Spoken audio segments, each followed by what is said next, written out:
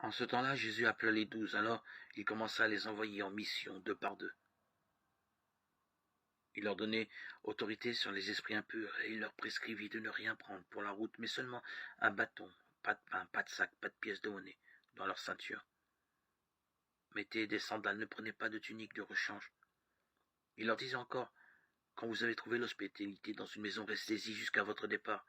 Si dans une localité on refuse de vous accueillir et de vous écouter, partez et secouez la poussière de vos pieds. Ce sera pour eux un témoignage. Ils partirent et proclamèrent qu'il fallait se convertir.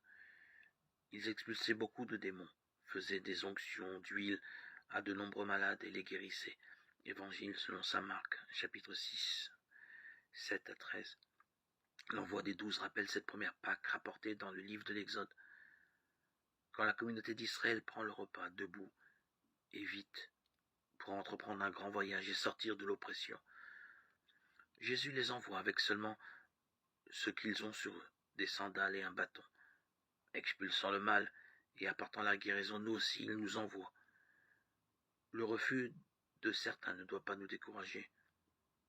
La simplicité et l'authenticité rendront impossible d'arrêter le message de bonne nouvelle, celui qui apporte la guérison au monde blessé.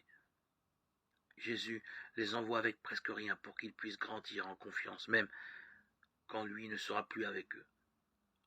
Maintenant, c'est le temps de notre mission, et c'est une mission de service à la famille humaine. Donne-nous, Seigneur, de témoigner simplement de ton nom,